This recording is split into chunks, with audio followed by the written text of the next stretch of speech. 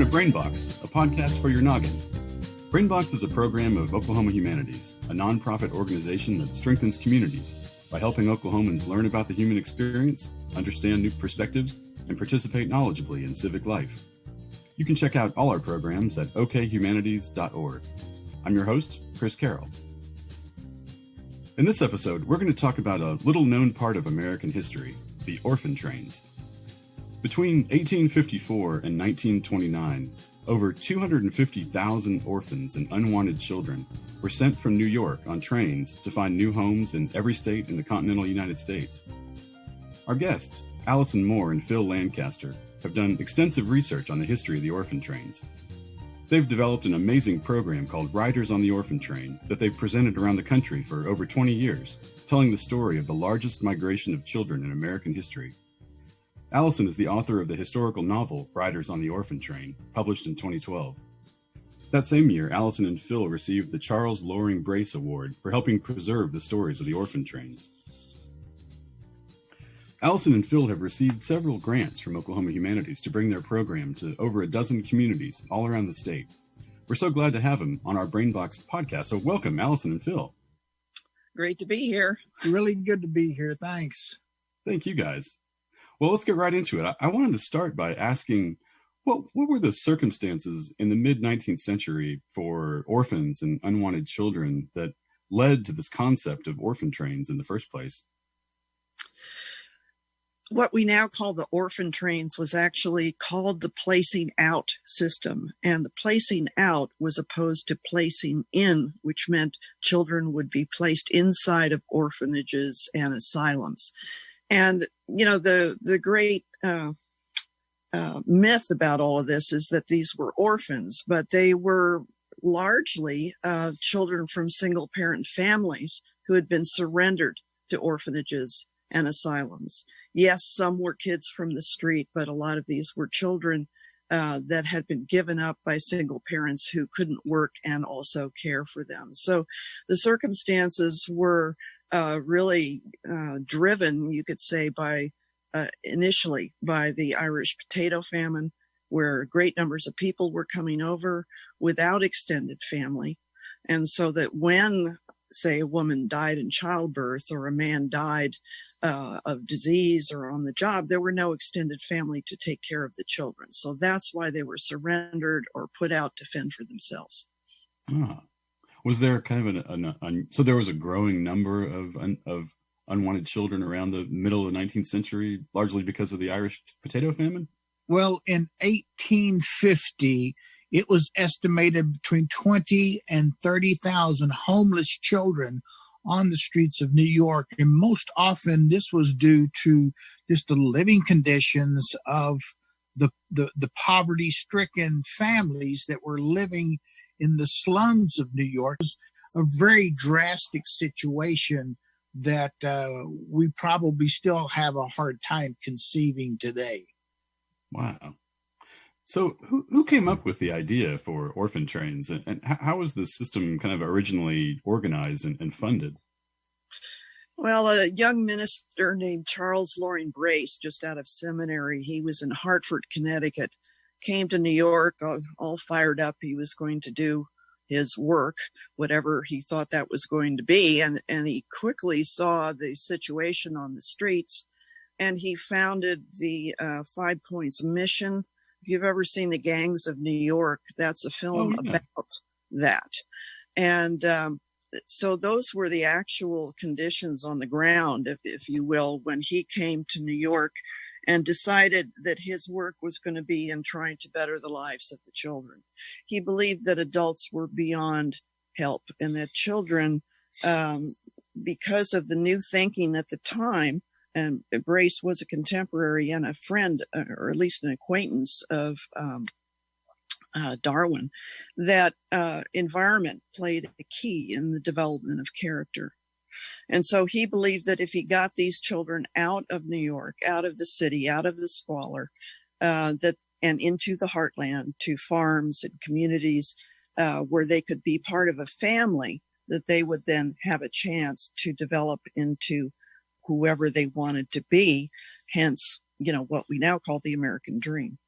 Brace had also spent a year traveling in Europe after his studies. And in Germany, one of the things that they were doing there, they were taking whole families out of slums in the cities and taking them out to the country and giving them the means and the wherewithal to be able to raise their own foods and things of that sort and be self-supporting. So this was an idea that was not completely original to Brace, but he definitely did establish this in America, the system of finding, if you will, the railroads that worked with him, getting reduced passages for the children and things of that sort. His first train load of children went out 1 year after he formed the Children's Aid Society of New York, which was the philanthropic organization still in existence today. And his first group of 47 children, I believe, went to Dowagiac, Michigan in October of 1854. Oh, wow.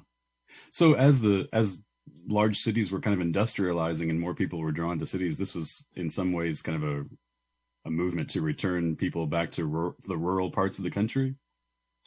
Part what Charles Loring Brace also believed in is that in the heartland of America, the Christian farming communities, that there would be at least an extra place at the table for these children. So that was his concept, was that, the kindness of strangers was a principal factor in all of what he was doing. Huh. But the Children's Aid Society was non-denominational. Oh, okay. Well, before we get any further into the history of the Orphan Trains, I really want to ask how you guys first found out about them and how you became interested in researching this history. Well, I think this is a combination of serendipity and destiny. I can't think of it any other way at this point, 21 years later. I was teaching at the University of Arizona. I was teaching creative writing. One of my students, who happened to be from Kansas, asked me if I'd ever heard of the Orphan Trains, because the night before there had been the first airing of, or a rebroadcast, I think, of the PBS documentary, The Orphan Trains on the American Experience. Oh. And she said, you need to know about this because you're one of these people that's probably going to write about it. So then Alison and I met at the Kerrville, Texas Folk Festival. And one of the first things she did was ask me if I knew anything about the Orphan Trains, and I had to admit I never had. So after the festival, Alison came to Fayetteville, where we spent the summer together.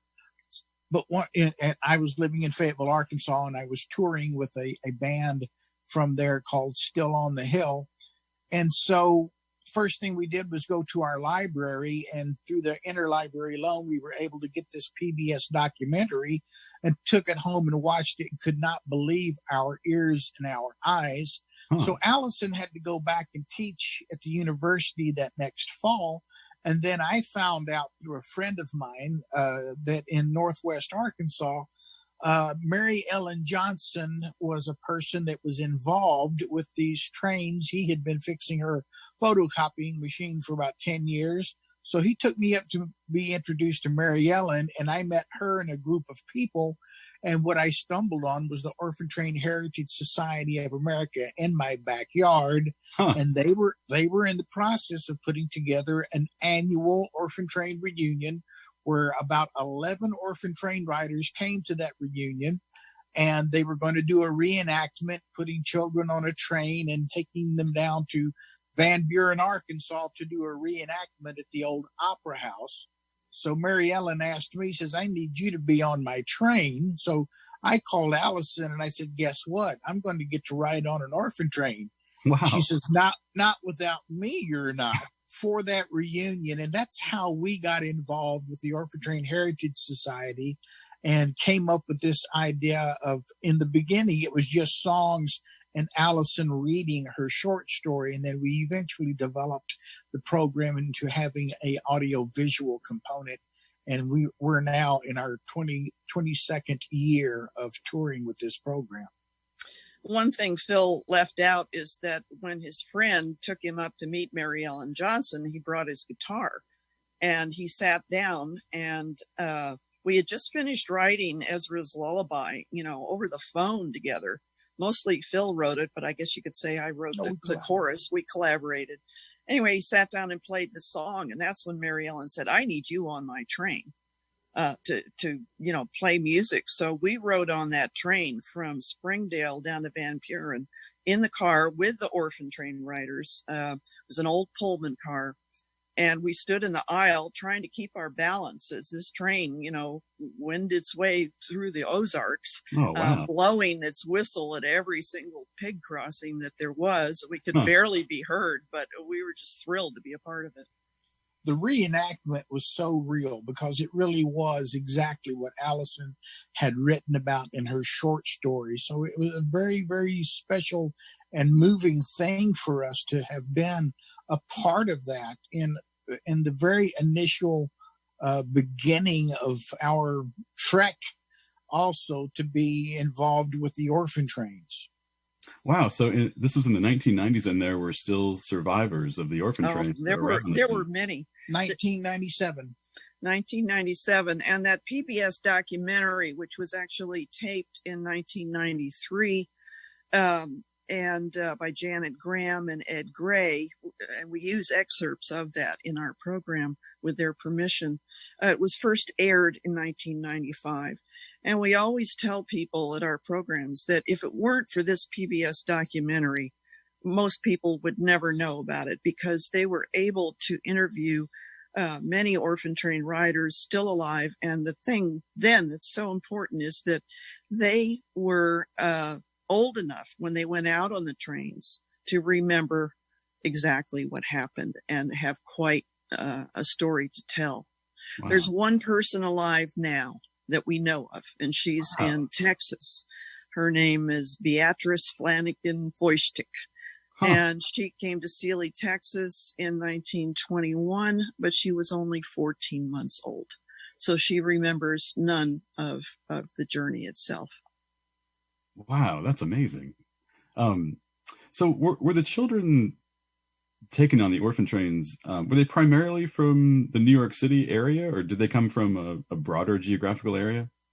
When we talk about the Orphan Trains, we talk specifically about the Children's Aid Society and the Catholic Foundling Hospital, because between these two organizations, they placed out over 250,000 children. So yes, they were from New York City.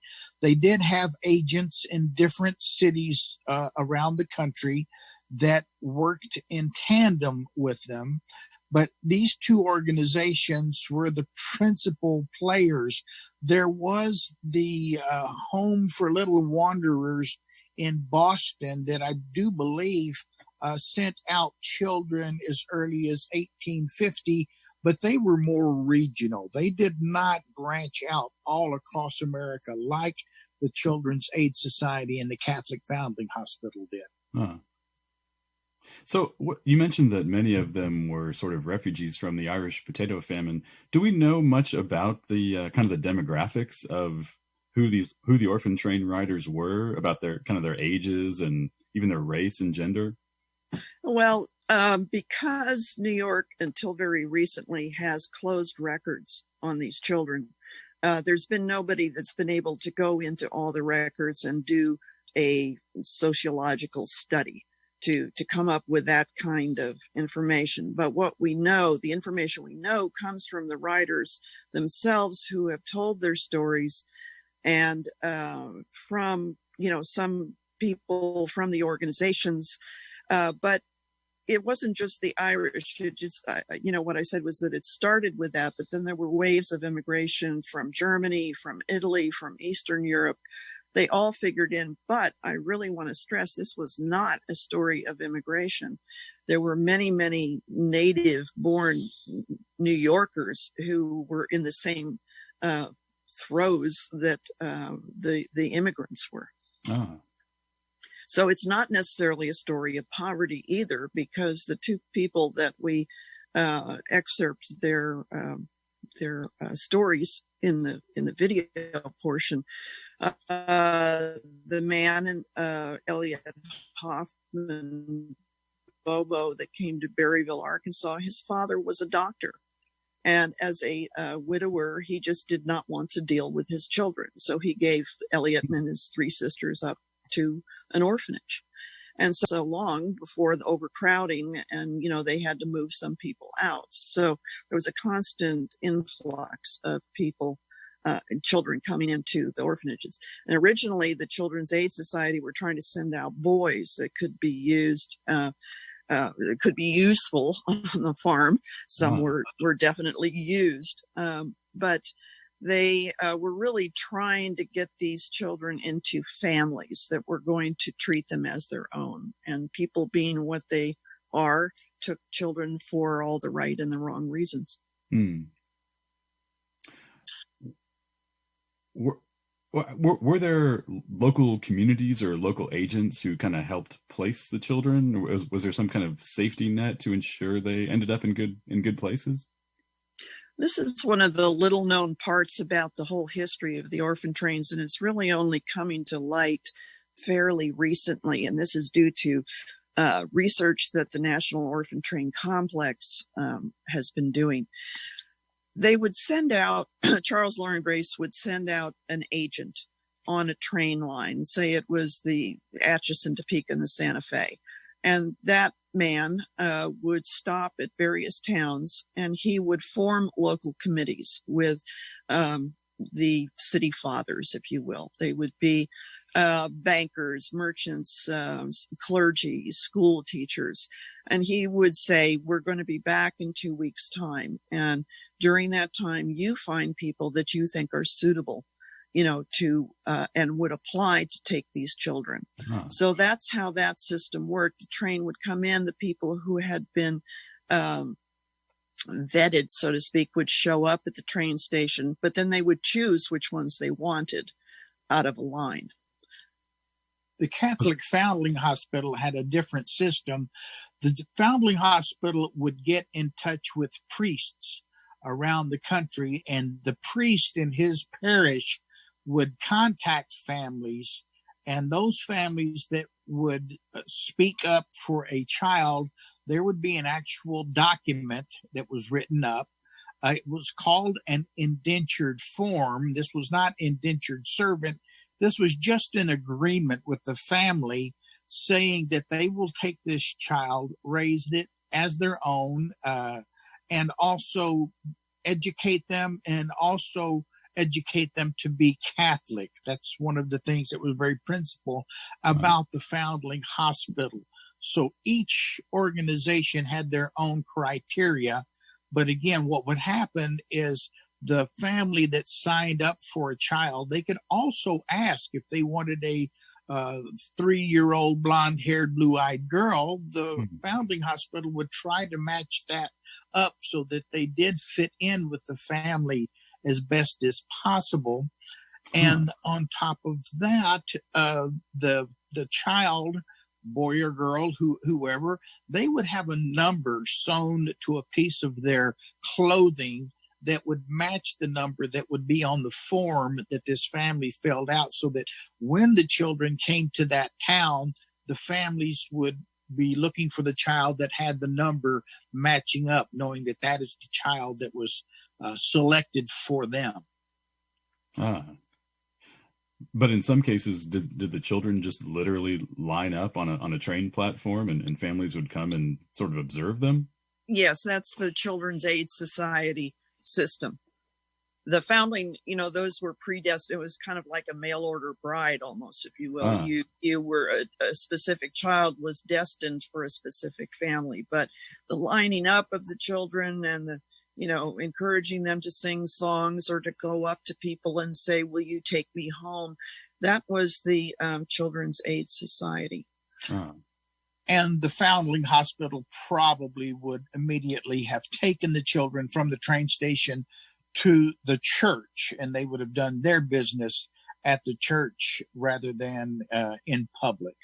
Do we know much about what the conditions were like on the trains? Were they regular passenger trains that had a car set aside for the children, or were there like chaperones that would help them out? They had what they called placing agents riding with the children. And when I did my piece at your Curiosity Fest, I based that on Clara Comstock, who was one of the Children's Aid Society agents that rode with the children.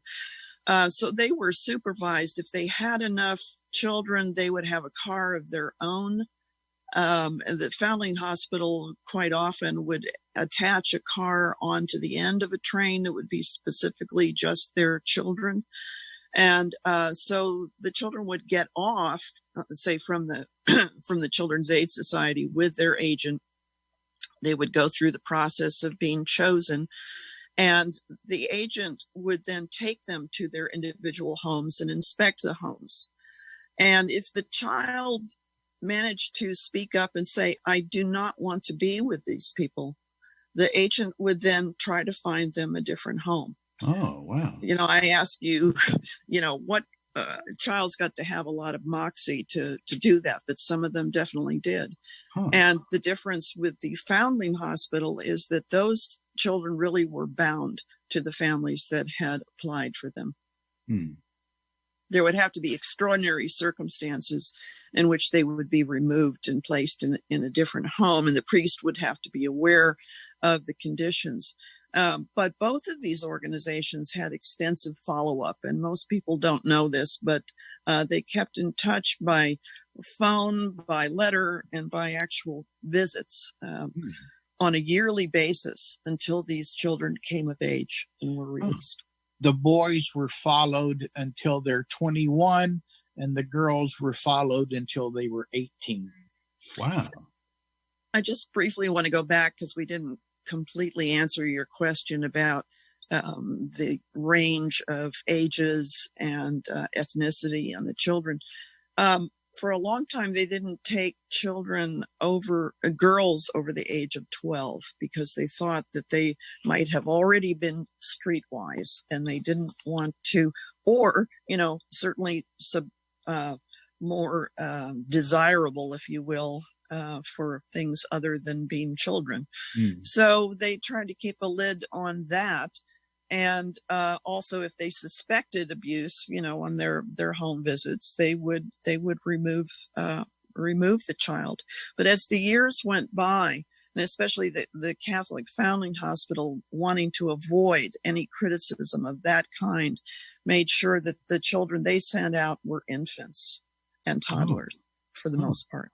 The boys in the beginning, like Alison was saying, were probably going to be working on the farms. Charles Loring Brace actually started the first industrial school in America, where these boys of a certain age would at least be familiar with farming information and knowledge and experience, if you will. But sometimes as the years went on, these boys were smart enough to where once they got out to where they were, they might not want to work on a farm for these people because it was too hard to do and they would run away. So as the years went on, the Children's Aid Society actually sent out younger children so that they were being taken more for an addition to the family rather than just hired help. I put quotes around hired. There was no money exchanging hands at all between the organizations and the families that took them. So it's very unlike foster care. Ah, okay. This preceded foster care in America. Okay. I'm curious, among the children, like back in New York, would it have been, I'm sure there were way more children on the streets and way more orphans than these societies could deal with. Would it have been a really desirable thing for the children to be able to get on a train and relocate and rebuild their lives? Certainly a lot of the single parents thought so, but there were some children who thought so too. There was one story of a boy who pretended to be an orphan because he wanted to go out west and see cowboys and Indians. And his father finally caught up with him in Indiana and brought him home. Wow. So, and I know I've read that, is it true that the trains brought children to every state in the continental United States? To the best of our knowledge and the information that has been gathered, one of the pieces of information had map of the United States, and this was information on the Children's Aid Society up until 1910, and the trains took out children all the way up until 1929. So at that time, the Children's Aid Society had sent children out to every state in the continental United States. We don't have that same type of information as far as the Foundling Hospital was concerned. And again, the information that has been gathered over the years quite often is through Orphan Train reunions. There hasn't been an organization that went in and did these studies. This is information that's been collected through oral history principally, and that's these different states around the country that had Orphan Train reunions because so many Orphan Train riders came to the different states. Huh. Were there certain areas, certain states that were more welcoming than others, or were there pockets of areas that they would more likely drop the children at? Well, when they started, they were sending everybody to upstate New York because it was close. But then they started realizing that with the developing West, which then was the Midwest, I mean, the trains didn't go past, St. Louis. So most of the children, really, when you look at this map, came to states like Nebraska, Kansas, Iowa, Illinois, Minnesota. So the middle of the country was sort of the hotbed of all of this. And also, I mean, it had to do, where they went had to do with the railroads. There wasn't a particular train. So it was any railroad company that saw the advantage to all of this for themselves and saying, well, the more we populate this developing heartland with new people, the more customers there will be, the more goods and services will, gradually become available and towns will form. What was the situation like in Oklahoma? Were many orphans left in Oklahoma? Not as many, because it was still Indian territory. I have a list, and this isn't a list that was compiled of all of the children who went to Oklahoma. In 1910, we know that 99 children from the Children's Aid Society had gone to Oklahoma. And you put that in comparison with 5,000 that went to Nebraska. Oh. So you get some sense of that. But I just want to read the names of the towns where we know they went in Oklahoma. Would you like me to do that? Oh, please. Okay. Oklahoma City, Amarita, Shawnee, Sand Springs, Enid, Ames, McAllister, Guthrie, Sayre, Tulsa, Sapulpa, Manchester, Fort Gibson, Atoka, Hennessy, Cantonment.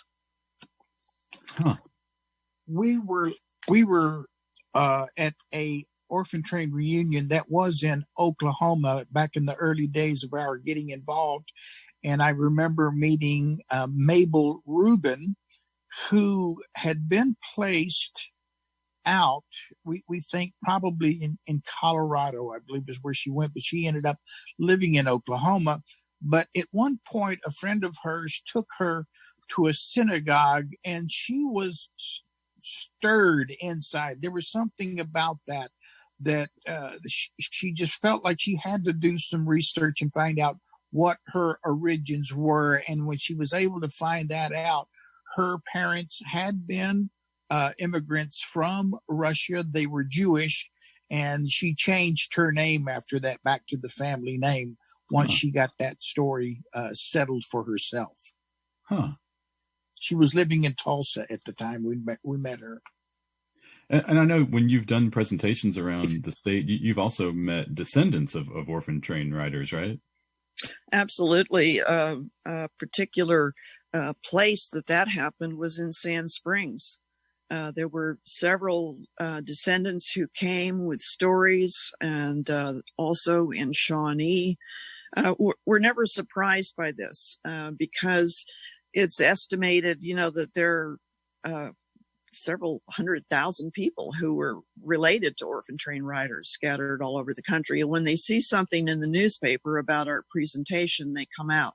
So this is how we've gathered, anecdotes and things throughout our 20 years, is that the descendants themselves are the ones keeping the stories alive now, because they're very involved in genealogy research and in trying to find out who their relatives were.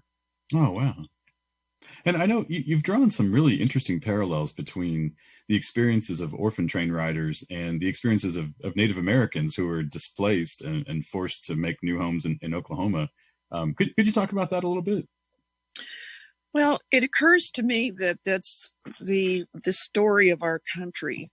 Displacement, loss, and the search for home is really maybe more than other places a very uniquely American story. And that long ago, at the outset, people were displaced and moved, Native American populations, to make room for settlers that were coming in.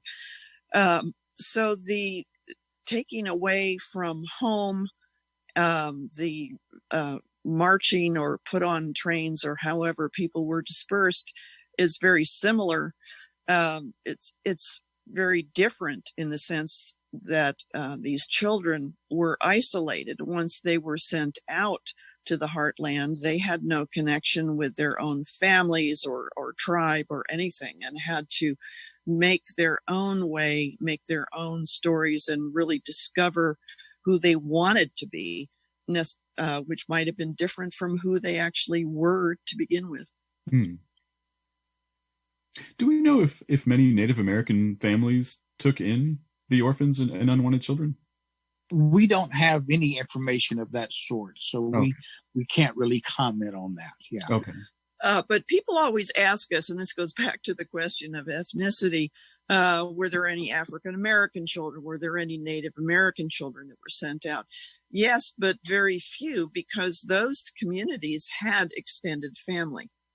And so there were much less likely to be abandoned children, left to their own defenses in those communities. Some African American children did go out on the orphan trains, but they were requested specifically from African American families. We know that with the Catholic Foundling Hospital, they did send a group of African American children to Maryland, where they were actually going to be trained in the services of being house servants and things of that sort. But that's the only specific incident that we've heard of where a group of African American children were displaced through this system of placing out. The reason that I think it's highly likely that there were some Native American families who took children is that the Catholic Foundling Hospital, as we said before, their only criteria was that you had to be Catholic. So, for instance, in Clifton, Arizona in 1904, the Foundling Hospital sent out a group of children, and they were distributed by the priest to the people who had requested them, members of his parish. They were all Hispanic. There were no Anglo Catholics in Clifton, Arizona at that time.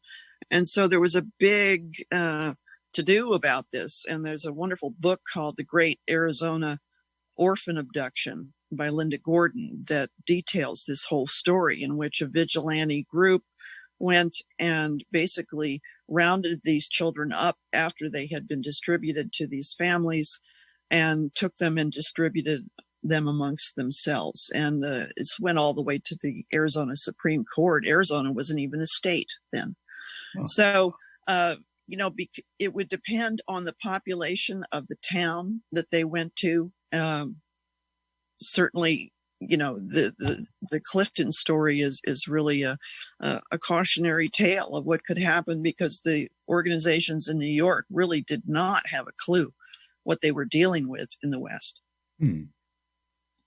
So why did the orphan trains stop in 1929? Well, one of the things that was going on was that, as an organization and its services expanded, there was a point to where, for example, the further away the children were being placed out, the more expensive that was. All of this was funded by private enterprises, in the sense this was the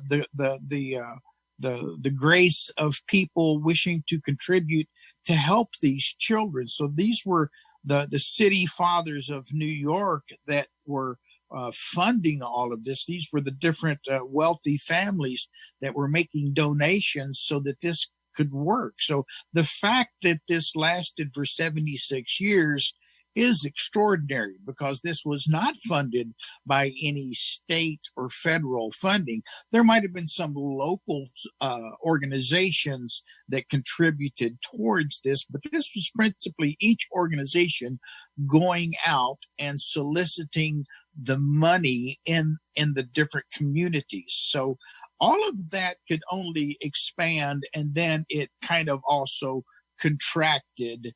So there was just a natural, organic way that this happened. Also in the wings in 1929 was the aid to families with dependent children. So there was federal money in the wings that I believe was actually passed under Hoover in 1930. That was one of the principal reasons that there was finally federal funding available to keep families together, which they started to understand was an important thing.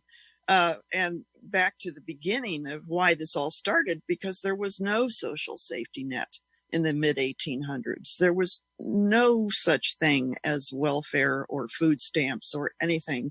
And any philanthropy came from private individuals and church and civic organizations. Also, there's a certain amount of controversy that started to develop about the orphan trains, criticism about lack of oversight.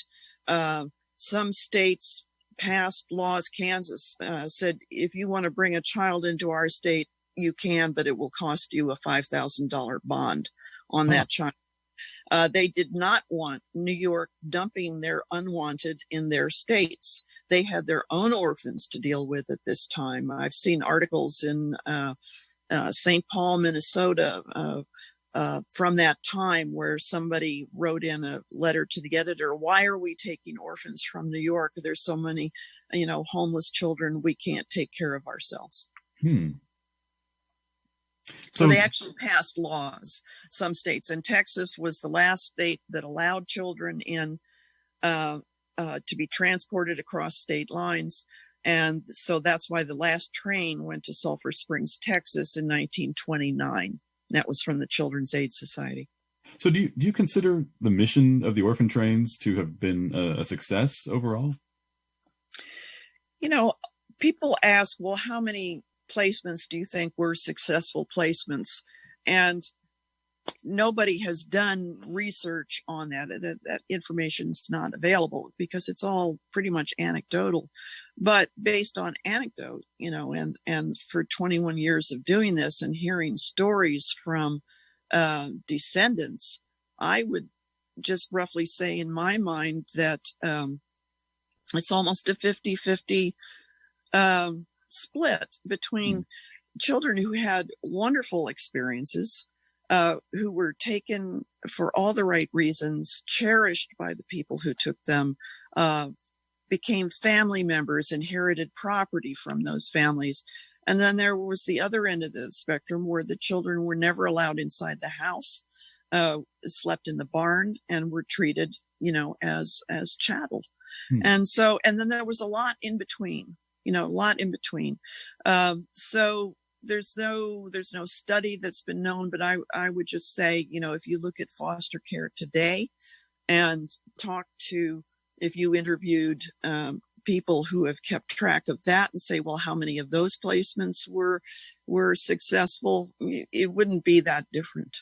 The Children's Aid Society and the Catholic Foundling Hospital, and the terminology was probably different in that time. But as we see it today, they were nonprofit organizations, And as the years went on, other groups of people got together, starting their own foundations. And so there became some checks and balances on what was going on with these children, with these different organizations. So there was some oversight within the immediate communities, if you will. So as the years went on, these different organizations were bringing up very specific questions about how they were dealing with the welfare of these children. So there were some checks and balances that happened, and these organizations would have their criteria, and then the Children's Aid Society or the Catholic Foundling Hospital would regroup and address these different stories, if you will, and these things that needed addressing. But at one point, the Children's Aid Society did give themselves a scorecard, and as far as they were concerned, they had about an 80% good placement. Now, the good placement may have been the fact that they were well taken care of, food, clothed, sheltered, and that sort of thing, and did not go into any details. The details we found years later would have been when the people themselves had grown up and communicated what happened to them when they came and told their stories at the Orphan Train reunions. I also want to say that when we're using the term orphan trains, we're really talking, as Phil said earlier, about the New York Foundling Hospital and the Children's Aid Society. That did not mean that there weren't many other church groups all over the country who were transporting orphans from one state to another or one county to another. There is no documentation on those children. So that's why some people estimate that the actual number of children that were placed out of their place of origin could be approaching 400,000. Oh, wow. So do you think our society's views of orphans and unwanted children have changed in the decades since the end of the orphan trains? Well, one of the things that always struck me about listening to the stories of the orphan train riders is how they felt so different from everybody else, partly because they were orphans, in big part because they were from New York, which was regarded as a suspicious place. And a lot of small town people did not want to have children from New York come and invade their community. The children who had a living parent, I think, had the hardest time of anyone because they were given up. They were surrendered. And I'm sure they thought, well, what did I do? What error did I make? How can I ever make up for that? So I think we still have, there's still a less than aura about orphans in any society in any age. They were more expendable. If you think back to the Pony Express, they really only wanted orphans to apply for that job. So there's attitudes like that still persist. And I think that given today, what has gone on with the borders, we still do not know what to do with unwanted populations, but it's assumed that those children that are separated from their parents are just going to adapt somehow and make the best of it. I wanted to ask if you'd seen some parallels between our views of orphans and unwanted children and our society's views on other displaced people in America. Maybe you would call them refugees or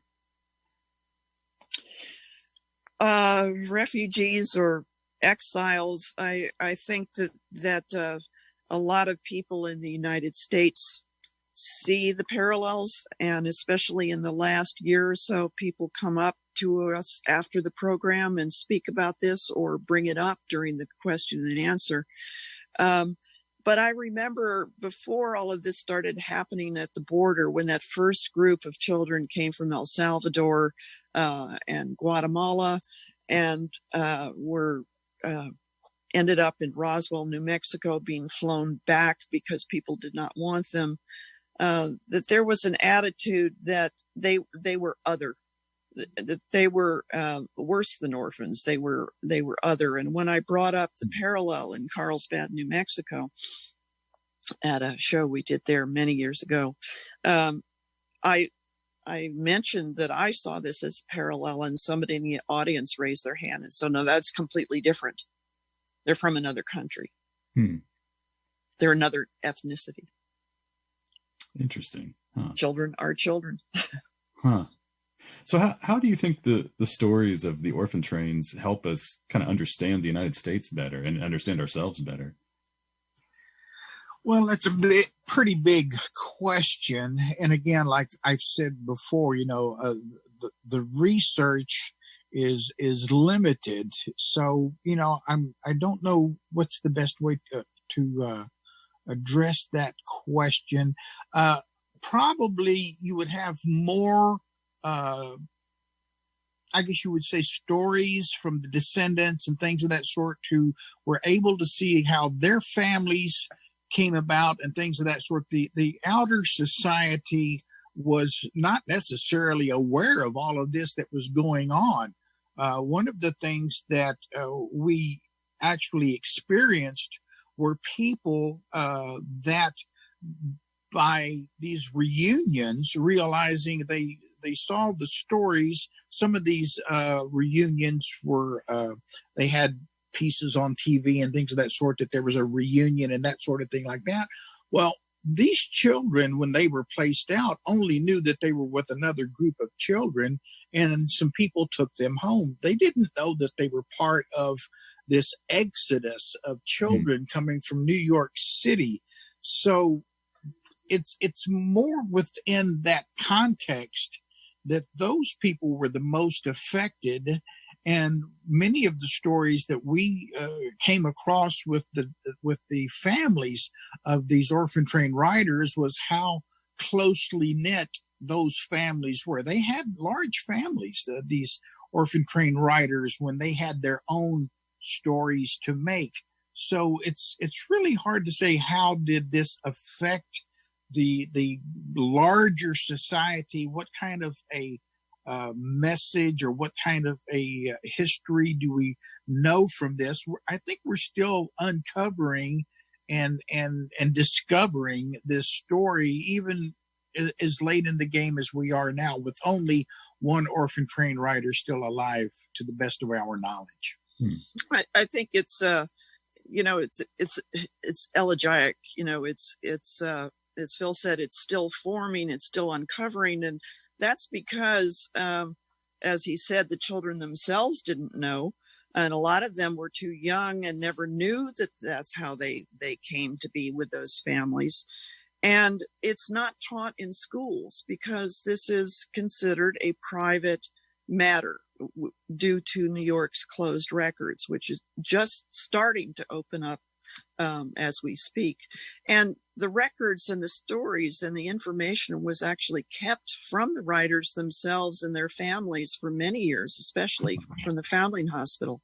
So if you, for instance, had come to, Tulsa, Oklahoma from the New York Foundling Hospital, and you wrote to the Foundling and said, I would like to know who my mother was, and I'd like my birth certificate and baptismal certificate, they would say all the records burned, which was not true. They simply did not want to give this information out. They were concerned about controversy, maybe lawsuits. So today, and this just happened a couple of, maybe 3 or 4 years ago, you can now, if you are within 3 generations of an orphan train rider, you can request their records. They are housed now at the New York Historical Society. And there is a system in place that you can write to either the Foundling or the Children's Aid Society, both still in existence today, and get permission to get those records, which are all on microfiche, nothing burned.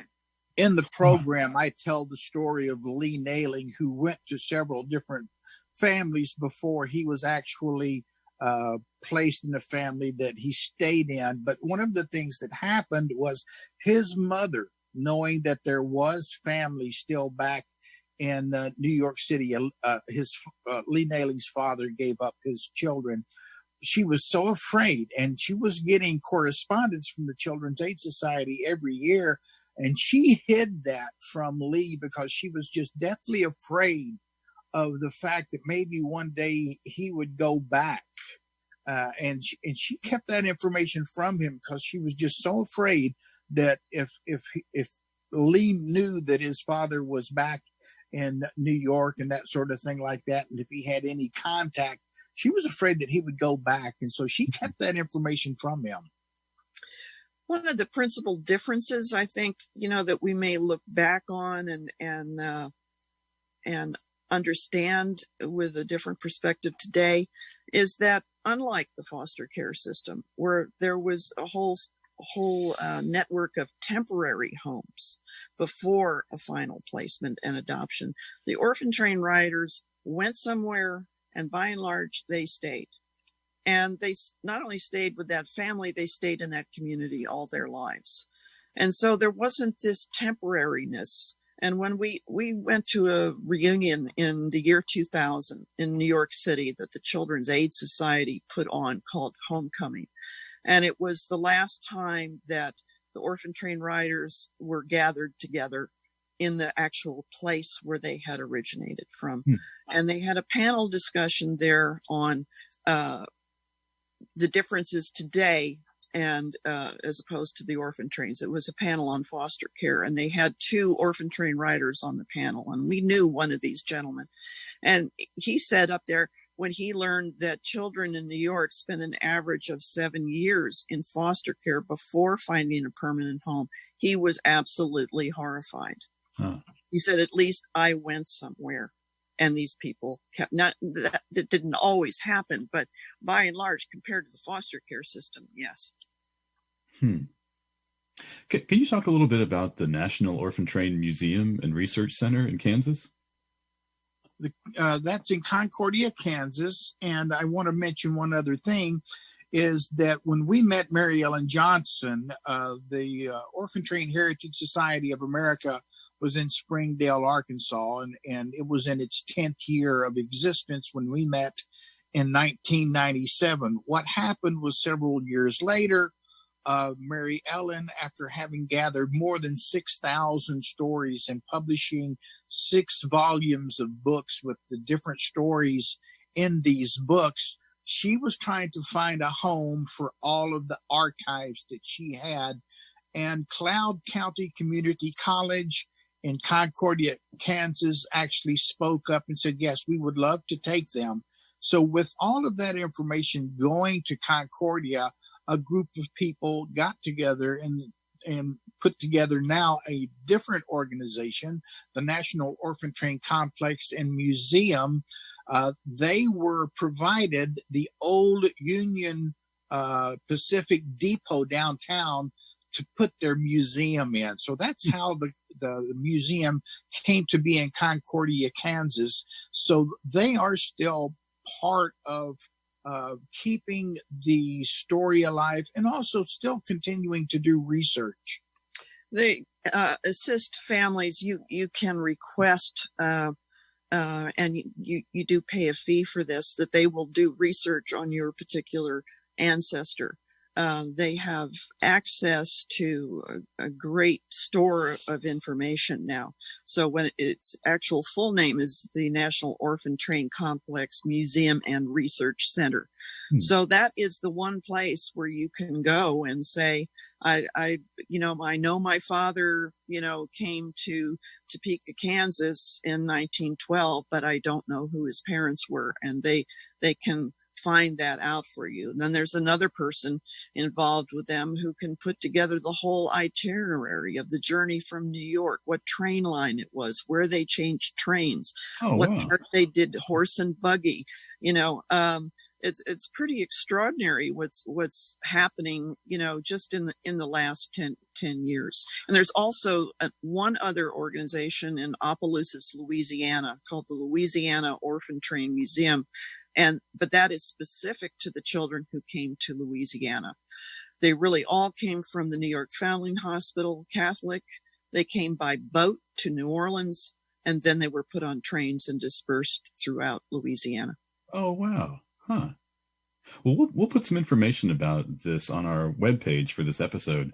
We'll put a link about the National Orphan Train Museum and Complex, and also about the PBS documentary that you mentioned. And I Yeah. wanted to ask you about some other resources where our listeners can find out more about this topic. Could you tell a bit about the historical novel that you've written about the orphan trains? Well, it started as a short story and then it wouldn't stop. I because I was involved in as I was writing it, we were, going all over the place, doing our program and learning new information as we went along. I just kept going. And I got a National Endowment for the Arts Fellowship to complete the novel, and also a Dobie Paisano Fellowship from UT, University of Texas, Austin. So I had access to some libraries and some materials while I was, happily spending these fellowships and writing and researching. So I actually ended up auditing a class at University of Texas called The End of American Innocence, 1900 to 1920, which dovetailed perfectly with the time period of my novel. So in my novel, which is called Riders on the Orphan Train, I really wanted to give the whole context of what the country was up to in 1918, the conditions, the war in Europe, the displacement of other populations within the country, the Hispanic deportations that happened in 1931. So my novel really encompasses a much wider circle than just the orphan trains, but it's the experiences of two children that are totally from my imagination, but certainly all the details and the historical information is nonfiction, or is things that I researched. But I was trying to put two characters in the midst of America, in different parts of America, as it was changing and going through these changes. Well, we'll put some information about your novel on our webpage too. And hopefully later this year, later in 2020, an Oklahoma Humanities grant has funded some of your presentations that'll take place in Oklahoma. They've had to be delayed due to the coronavirus situation, but we'll put information on our webpage when the tour is able to continue. Can you talk a little bit about the presentations that you give all around the country? Well, we should be in Bartlesville right now. Today, right? Today. We work with humanities councils in about 7 different states. Well, let's see, I can't count very well. Texas, Arizona, New Mexico, Oklahoma, Nebraska, Missouri, Wyoming, New Mexico. Yeah, I did say New Mexico. And we've been to Idaho. We've been other places outside of, these Humanity Council grants, certainly. But if it was not for the National Endowment for the Humanities, we would not be doing what we're doing. I mean, it has enabled us. I mean, I left a tenure track job 21 years ago. Phil left the band. This is our livelihood. This is not a hobby. And we are so grateful that we were able to find a vehicle, so to speak, that could help us spread the story, because that's the only way that it can be told to large groups of people. And we find, we typically try to go to places where we know Orphan Train riders went in these various states. And since they went to every state, we can apply for a grant anywhere we can find funding. But we're trying to gather news stories as we go along. We are not researchers and trying to document this. We are oral historians, I guess, by default. And we're just trying to expose ourselves and the audience to these stories so that they can then in turn go out and tell other people. It's a rolling oral history project, if you will. And we have never, ever gotten tired of doing it. And people say, well, how can you do this for 21 years? Well, the audience is always different. There's always a different story coming from the audience or different people. And always people are just stunned by the fact that they knew nothing about this part of American history. Another aspect of the Humanities Council, National Endowment for the Humanities, and this funding that we get, it allows us to go into all of these different communities around the country and have a free to the public presentation. We're able to go to a lot of underserved areas. I'll always remember when we first started coming down to Texas when we were still living in Arkansas. And at one point, Eric Lupfer, who was the person taking care of the grants, asked us, are you guys willing to go into the hinterlands of Texas? And he was meaning the panhandle. So yes, we went out there without any problem. What's absolutely magic is to go into a small town, say Ranger, Texas, or we were in Elk City, Oklahoma. You know, the whole town comes out. This is a big deal. They do not have access to programming usually, and they come with questions and we get to talk to them, and it's an event. It's a public event, and we don't like to do large halls for that very reason. We don't like to be up on a stage. We're on the same level as the audience. We're in a meeting room. Sometimes they've got to move all of the books and the tables and chairs out of the way to make room for us. But, you know, right now it's a multimedia presentation, which is a fancy word for that it's a blend of live music. Phil and I are both musicians, and we do 4 songs, 2 of which we wrote. We have the video presentation, excerpts from the PBS video. We have archival historical photographs of the children on the trains.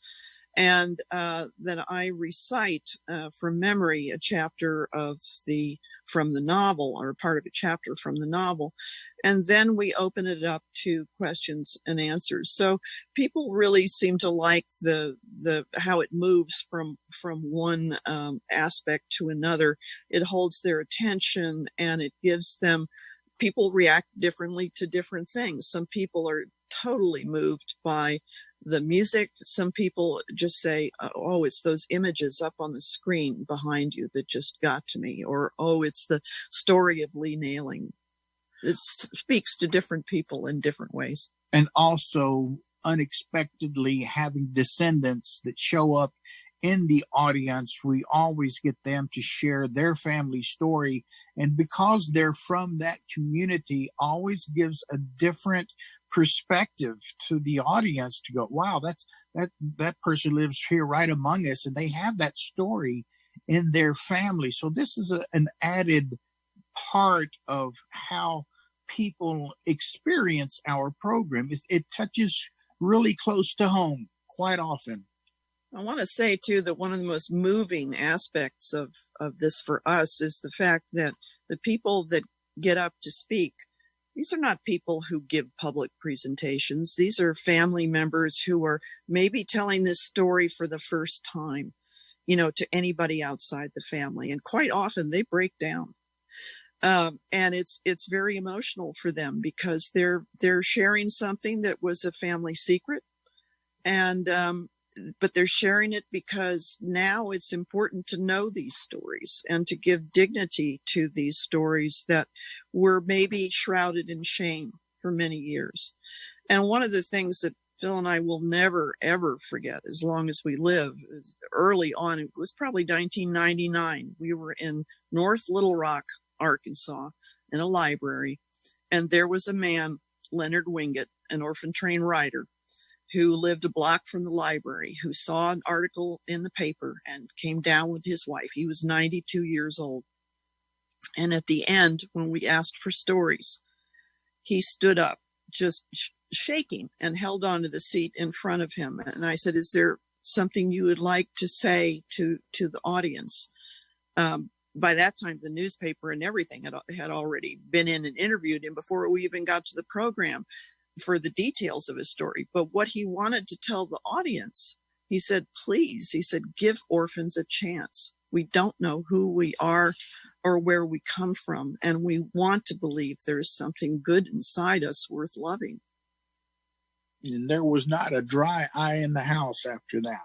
Wow. Yeah. I've seen your presentation, and it was as you describe it. It's such a fantastic presentation, and I hope some of our listeners will be able to attend later this year in 2020 when you come to Oklahoma.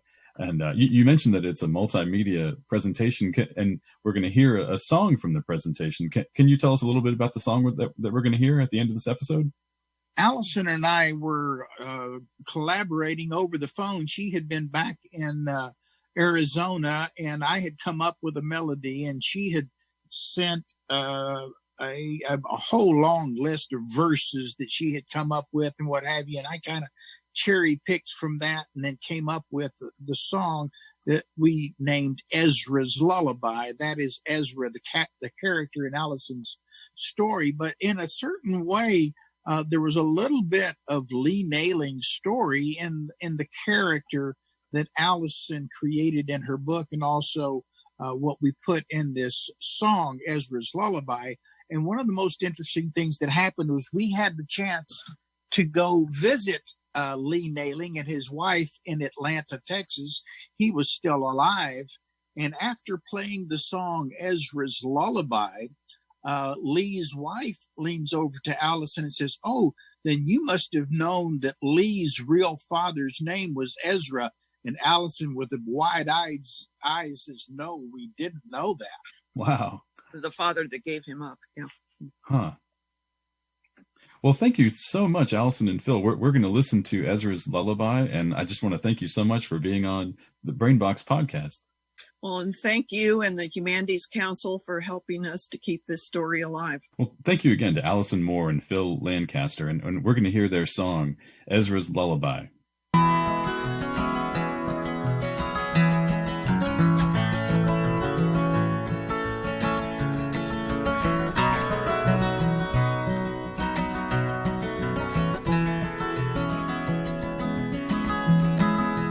Train that we're all riding is taking us to our homes. No more doorway hotels, no more streets to roam. We are all just orphans, no more and no less. Riding on this train today, somewhere way out west. I never will forget the stars in Kansas, but I can't seem to remember my father's name. I wrote it on a piece of paper, the thing fell to the floor. I'm afraid that where I'm going, I won't need it anymore.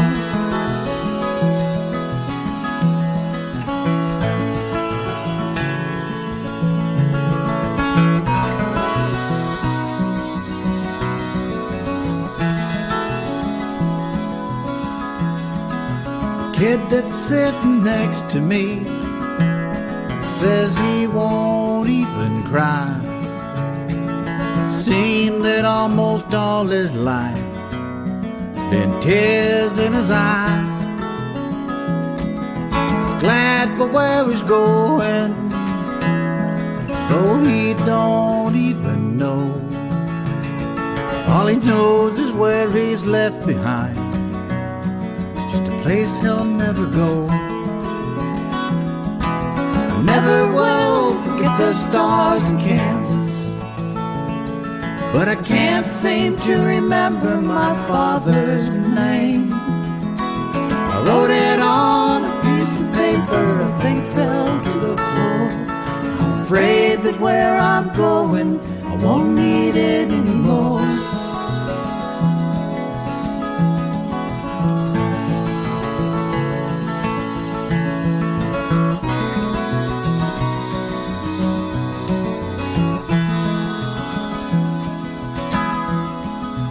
Little girl, please don't you weep, everything will be okay.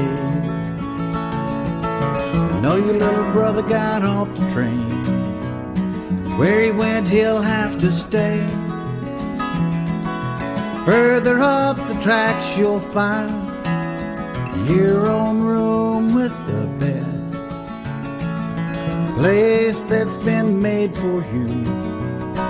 You'll rest your weary head.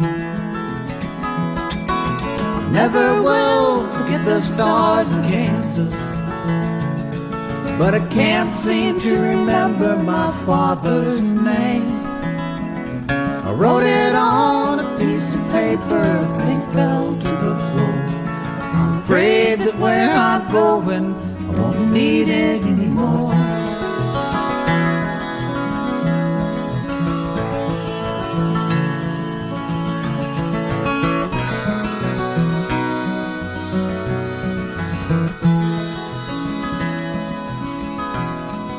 I never will forget those stars in Kansas.